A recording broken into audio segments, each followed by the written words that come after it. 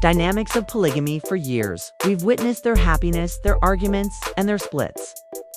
But something about Kody and Robyn's marriage has always seemed different office as. If there was more to this story than met the eye, and now with all that's been revealed on the show in the tell-alls, and between the lines of what the wives aren't really saying out loud, it's becoming increasingly difficult to ignore the truth. It is coming to the surface and it's hurtful. This is not another love affair drama. This is about betrayal, about promises made sacred and quietly broken, about one man who, professing to obey the laws of his faith, may have distorted them so far they broke, and it is about the women, the strong, devout, often silenced ones who have had to endure the fallout. I'm Sienna, and this is the TLC Future, what actually transpired during Kody and Robyn's courtship. And why is it so important to the other wives, and how did a kiss, just one kiss, become something spiritually devastating if you've ever remained in a relationship longer than you should have because you believed in something greater? Because you trusted in a promise, a future, or a man, then this is a story that might feel familiar. It's not necessarily about religious doctrine. It's about faith, about feeling. It's replaced about waking up one morning and finding out that the marriage you believed you had wasn't the one he was living. And it's not only Christine and Janelle, it's anybody who has ever felt that gradual deterioration when the person you care about begins to appear less and less frequently and excuse themselves more and more. But what complicates this further is the church doctrine that they all were supposed to adhere to. Rules established clearly, rules that Kody and Robyn said they obeyed in their religion. Premarital physical contact is a grave violation. Intimacy without uniting, well, that's adultery. And adultery, well, in the Apostolic United Brethren world, using that word is not done lightly. It has eternal ramifications, and yet Kody continued to pursue. Robyn continued to spend time with her, continued to make her the priority. Even on days reserved for the other wives, the betrayal on an emotional level wasn't simply a question of wounded feelings. It was, in their mind, a spiritual transgression, a covenant broken, a vow before God broken in public. So why did they not simply confess they no longer held the faith in plural marriage? Why continue acting? Perhaps because the truth was too complicated, perhaps because the show required a fourth wife, or perhaps they thought they could write their own rules and still call it religion. This isn't a story about a broken family. It's a story about power, about the way religion can be used to justify what the heart desires and the harm that leaves in its wake. So today we're going to unpack the full truth behind Kody and Robyn's union, the lies, the doctrine, the emotional fallout, and why the other wives have every reason to call it what it was. Let's take a closer look. Hi guys, welcome back. I'm Sienna, and this is the TLC Future today. I wanted to loop back to something we've done a lot of on this channel and on my podcast, The Ex-Wives of Kody Brown. We're exploring what was said and what wasn't during the most recent Sister Wives Tell-All. Now, one of the largest discussions we've had over the years is about Kody and Robyn's courtship. It's been in contention from the very beginning. And in the tell-all, that relationship was scrutinized again. The discussion was about how their courtship was deemed inappropriate, non-traditional, and just flat out odd in the realm of fundamentalist Mormonism. In the majority of fundamentalist groups, women are brought into a family at warp speed, sometimes appallingly quickly. There isn't generally much time allotted for actually getting to know the man, and surprisingly enough, that's usually intentional. The thought is that a lot of dating or flirting is not appropriate, particularly if the man already happens to be married. Now, where it gets ironic of the reasons put forward is that it would be immoral for a married man to flirt with other women. But let's consider that for a moment. In this belief system, men are actually encouraged to go on continually looking for more wives to build up their spiritual kingdom. So the concept that it's somehow immoral for a married man to be interested in another woman, it's laughable. Almost when you take a step back and consider the logic acrobatics that it requires to make that argument hold up. Actually, the more wives a man has, the higher he rises in the church. It's not merely encouraged, it's normative from my research for. Wives doesn't even qualify you for leadership. I'm pretty sure you have to have at least 5 to be considered an apostle. And if you're looking to become a prophet, you'd better have 7 or more. So for wives, for Kody, that's not even reaching the church's leadership point, but it's where things really get hazy, the actual problem with Kody and Robyn's courtship was not that it was slow or flirtatious, it was that it was physical before marriage, and that, in their religious community, is a big no-no. I'm Sienna, and this is the TLC Future. Janelle actually brought this up in the tell-all, as in how inappropriate the courtship actually was, and I've got to say, the largest continued deception that Kody and Robyn have perpetrated on this show is that they had a chaste courtship. It makes me absolutely crazy because when Robyn was directly confronted by Suki during the tell-all about what actually went down, she lied outright and straight-faced. She said they didn't do anything. They shouldn't have done, she said. They just exchanged what she termed chaste kisses. Now, let's discuss that for a moment. She likened their kisses to one you might give to a child on the cheek, or the kind of swift, unemotional kiss you might give to a parent or a close friend, a platonic, uncomplicated gesture of affection. She even described it as one you could give in front of your bishop, your church leader.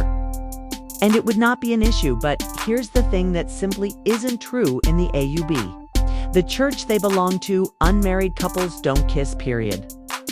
No kissing before marriage, and not in front of a bishop especially. That would have been wildly out of place. Now sure, just because something's forbidden doesn't mean people don't do it. We're all human, but the issue here isn't just that they kissed, it's that they've insisted for years that they didn't, all while putting on a show about being ultra-traditional and respectful of the faith's rules, and frankly, that's what feels the most dishonest about it all. Let's keep going because this next part is where things get even more complicated and honestly a little heartbreaking.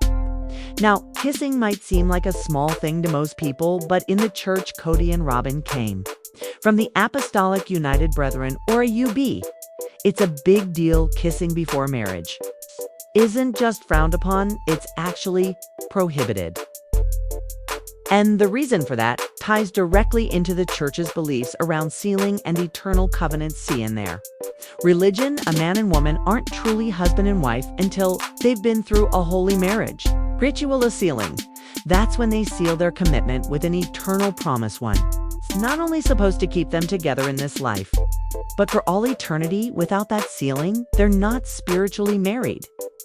So any type of physical closeness before that, including kissing, was revealed to the public. He began setting very particular rules regarding marriage, adultery, and who could be with whom. And let me tell you, those regulations, they're murky, even for those who were raised in the church. I'm Sienna, and this is the TLC Future, but here's the general premise. According to their teachings, the only place where a man and woman are allowed to be physically affectionate, yes, even kissing, is once they've been sealed for eternity. Until then, they're not spiritually connected, and thus any physical contact is deemed inappropriate.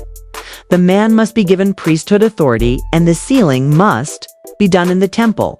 And while the AUB doesn't share the same temples as mainstream LDS, which sometimes leads to tension, they do possess their own religious buildings and rituals.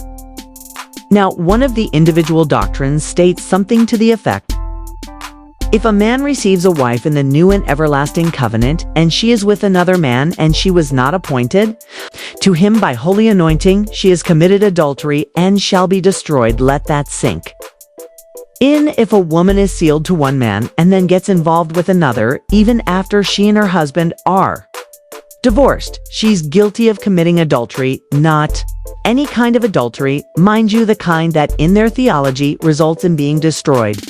So what does this imply for someone like Janelle? I'm Sienna, and this is the TLC Future. Well, even though they are no longer together, if she still feels about that sealing, she would be taught that she cannot be with anybody else. Doing so in the eyes of the church would be adultery. That's how entrenched those beliefs are. It's not merely about relationships, it's about salvation, eternity. and fear of spiritual destruction. Now this is where the double standard shines bright. So the husband leaves and sleeps with another woman, but he's been sealed and made a vow to her. It's not adultery. It's blameless, even if he's got 10 wives, but each one is a virgin. Has consented and has been sealed to him, he's fine. That's the doctrine. He may not commit adultery, it states, since they belong to him and not anyone else. But if one of those 10 women happens to turn around and have an affair with another man, she's labeled an adulteress. At once the punishment, again, destruction, and the reason this is so important, why women in these systems tend to stay, even if they're miserable, is because they've been taught that leaving would literally kill them spiritually for eternity. And even if they do leave the marriage, they tend to feel like they have to remain celibate for the rest of their lives because being with someone else would mess up their ticket to heaven. It's not loyalty or tradition. It's about fear about salvation, about a lifetime of brainwashing that dictates your ticket to exaltation. Is this man even? The marriage ended, even if he's already moved on. So when others say, why don't they just leave, or why don't they begin dating again? After the divorce, this is the background we must know. For many of these women, it means leaving a spiritual ceiling and stepping into paralyzing uncertainty. And for some, remaining single for life seems like the only course of safety. One of the words that crops up repeatedly in this teaching is destroyed. It gets used so much that it begins to seem like a shadow hanging over the head of every decision these women make. I'm Sienna, and this is the TLC future. This doctrine, this so-called divine covenant, isn't merely about how a person gets to heaven. It's also been distorted into an excuse that provides men with a never-ending supply of excuses for marrying more and more wives. The men are instructed to do this. It's their divine right, but the women, their job is reduced to one thing: to multiply and fill up the earth. That's it. That's their holy mission. And once a woman is sealed to her husband, she is instructed that her role is to obey him, no questions asked. He holds the priesthood power, and that power is divine power. If she disagrees, questions him, or disobeys what he instructs, the doctrine instructs her that she's in trouble.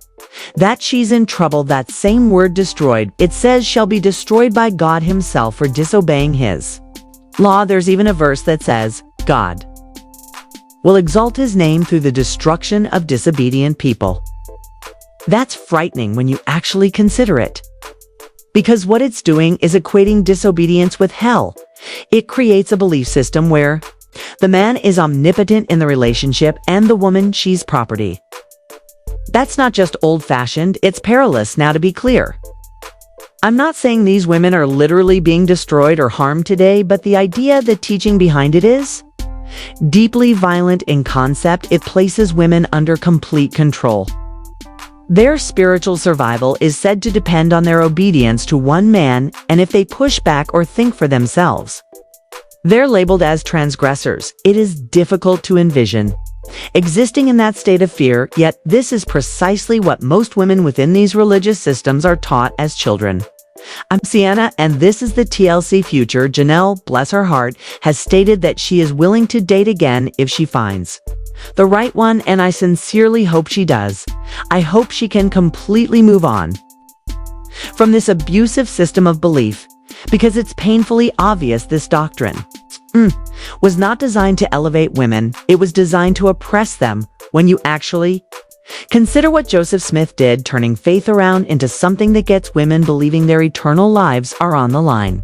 They don't get in line. It's devastating. That type of spiritual manipulation scars people and makes it impossible to leave. But even beyond all of that, even beyond what any of us individually believe the basis of Kody and Robyn's relationship by the rules of their own church was adulterous from the outset. So when Christine calls it out, she's right.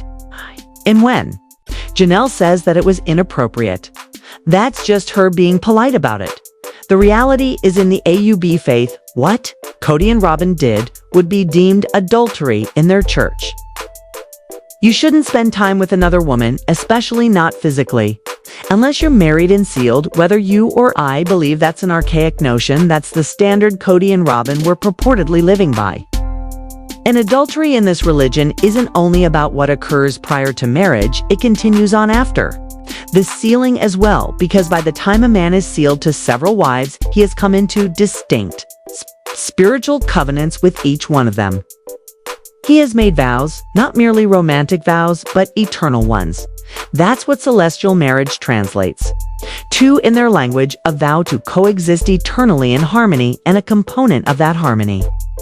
Balance. It's about satisfying each wife's emotional and physical requirements, about equity, about adhering to the family arrangements that were established. I'm Sienna, and this is the TLC Future. So if there is a routine Monday night for wife, a Tuesday night for wife B, then that's the deal. And if a husband like Kody chooses to violate that schedule and spend time with another wife on somebody else's evening, that's not only inconsiderate under their belief system, it's a betrayal of the spiritual covenant. And sadly, that's exactly the kind of thing we've seen over and over again. One of the things that's been really hard for the other wives to talk about, especially Christine, is how Kody would often spend time with Robyn on days he wasn't supposed to. And according to the rules they say they follow, that's not just inconsiderate, it's considered adultery. You understand, in their religion, if a husband is scheduled to spend a particular day with one wife, say it's Christine's evening, then that day is wholly broaching that regimen in order to slip away and spend time with another wife. That's considered breaking the marriage covenant. So when Kody spent entire days at Robyn's residence on days that were actually Christine's or Janelle's, he was, in the religious sense of their church, being unfaithful. Christine never quite came right out and said it, but you can hear it between the lines. You can sense the betrayal she felt. She wasn't merely missing time with her husband. She was seeing him prioritize another person time and time again, and still pretend to respect the principles of their common faith. And the thing is, this went on even after Robyn and Kody got married. That sense of secrecy, of sneaking around, of picking one woman over the others, that's what made the relationship so inappropriate. If they just had been honest and said, we don't want to do plural marriage anymore, maybe it would have been different. But what they did was continue to maintain the image, and that hurt the family even more. I'm Sienna, and this is the TLC Future. And what makes it worse is when others, family members, even fans, attempt to excuse it. They'll rationalize it by saying, well, Kody and Robyn fell in love, or they couldn't help how they felt. But come on, you can control your actions. You can refuse to initiate a relationship outside of your marriage. You can choose to keep promises you made to the people you vowed to love and care for. Kody didn't need to seek out Robyn. He could have kept the 3 wives he already had, but he didn't. He wanted more, and for the record, the show needed a 4th wife so the network would renew it. So regardless of how Robyn attempts to spin it, now what they did was adultery, black and white, by their church's own writings. Even something as seemingly minor as a kiss would have been a transgression. And they've told us themselves repeatedly that they obey the doctrine and covenants, the very early religious laws in both the AUB and the early LDS Church. Now mainstream LDS Church no longer practices polygamy after more than a century. They needed to repudiate it publicly for Utah to become a state. But the doctrine and covenants remains, and many fundamentalist sects, such as the AUB, continue to adhere to it. Some even believe that polygamy will be reinstated in the hereafter. So kissing is technically a church law violation. So here's the major problem. Kody and Robyn's relationship didn't merely unlet. Like, look at this. And we all know I've been exploring Mills, and we all know I've been exploring that. While so any type of physical closeness before